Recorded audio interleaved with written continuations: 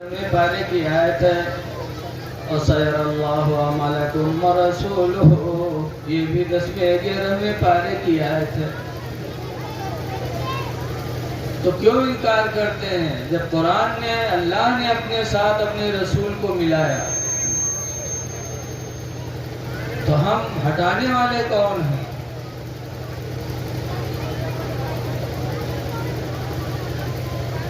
اظہار العرب ایک عربی کتاب ہے، جماعت عالمیت کی جماعت میں پڑھائی جاتی ہے۔ اس میں حضرت حسان بن ثابت جو صحابی رسول ہیں، انہوں نے کہا ہے وَضَمَّ الْإِلَٰهَ اسْمُهُ مَعَ اسْمِهِ، کہ اللہ نے اپنے نبی کا نام اپنے نام کے ساتھ ملایا، کہ پانچوں وقت میں مؤذن روزانہ پانچوں وقت اذان دینے والا اذان دیتا ہے تو کہتا اشہد ان محمد رسول اللہ، اور یہ بھی کہتا اشہد ان لا الہ الا اللہ۔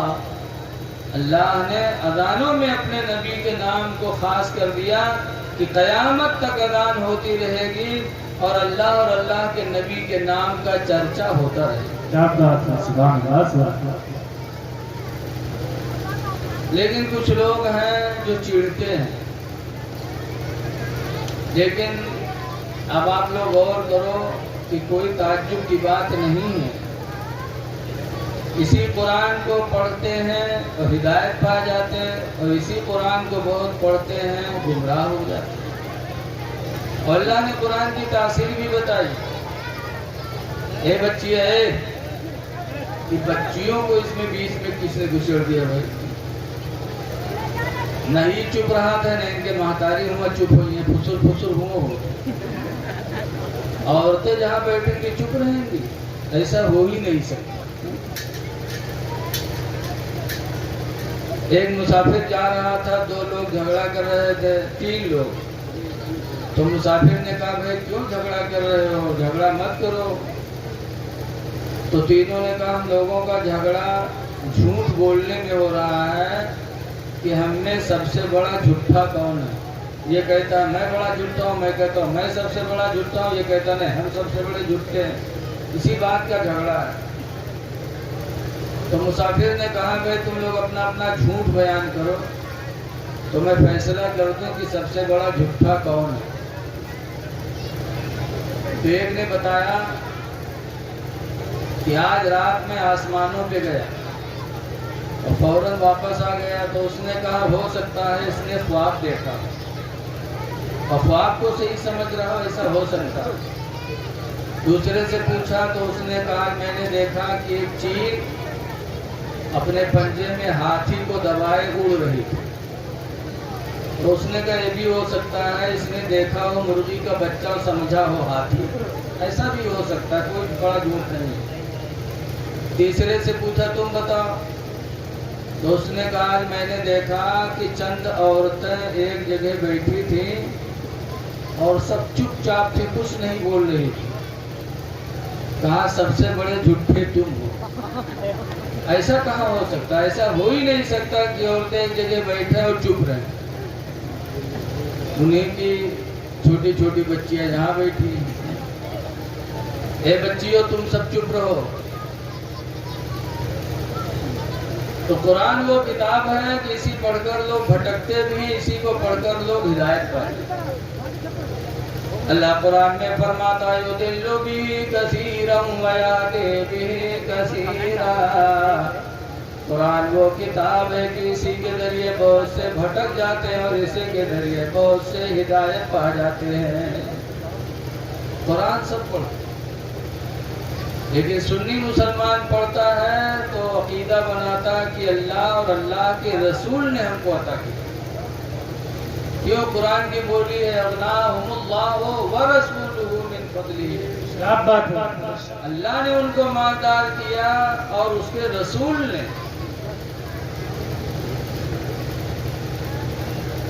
لیکن سنیوں کے علاوہ جو لوگ ہیں وہ انکار کرتے ہیں، تو ان کے انکار پہ جانا نہیں چاہیے۔ ان کو لے جا کر کے 40 دن کے چلہ میں ایسا رٹا دیتے ہیں کہ زندگی بھر وہی بقی ہیں جو ان چلہ میں ان کا سکھاوا ہے، صرف تو گھبرانا نہیں چاہیے. ایسی مثالیں دنیا میں بہت ہیں.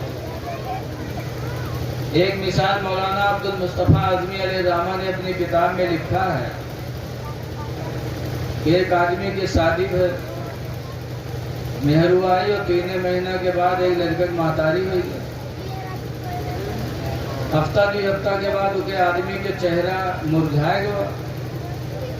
تو کہ مہروا پوچھلا کہ آئے سب کے گھرے لڑکا پیدا ہوتا تو چہرہ چٹک رہا تھا، تو ہمرے یہاں جونے دن سے پیدا ہوا تو چہرہ اترتے جاتے. کہاں بات ہے؟ تو کہا تم کا کہاں یہاں گاؤں میں یہاں نکلا بافت ہے؟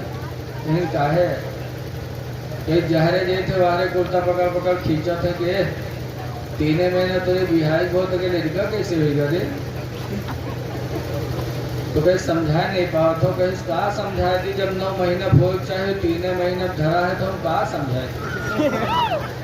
تو عورتیا کہیں تم ہو گدھا، یہ بتاؤ کہ تمہارے بہائے کتے دن ہوئے؟ تو کہیں 3 مہینہ وہ اور کا.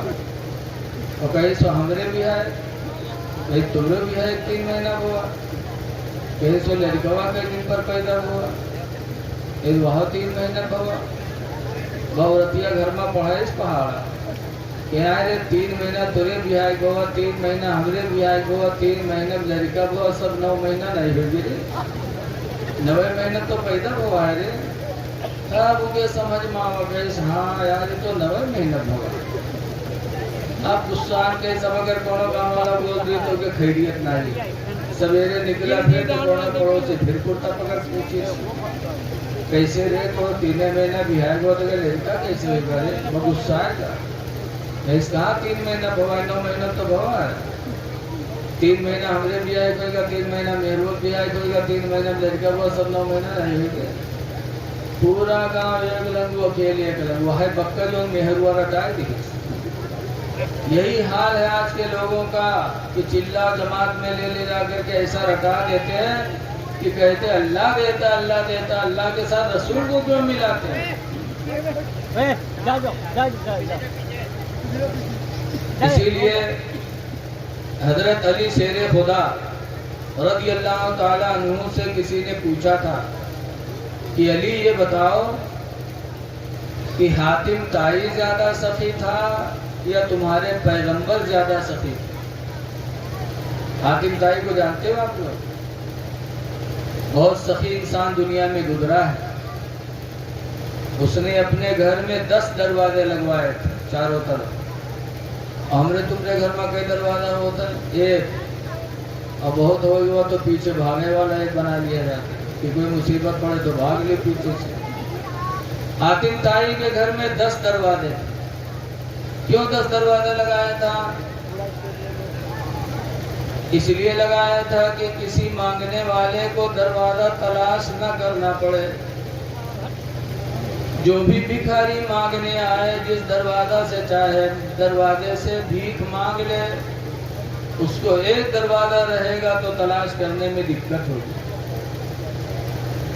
یہاں تک کہ اگر بھکاری ایک دروازے سے مانگتا حاتم طائی نکل کے دیتا، پھر وہی بھکاری دوسرے دروازے پہ جا کے مانگتا تو حاتم طائی نکل کے پھر دیتا. پھر وہی بھکاری تیسرے دروازے پہ جاتا تو حاتم طائی پھر دیتا.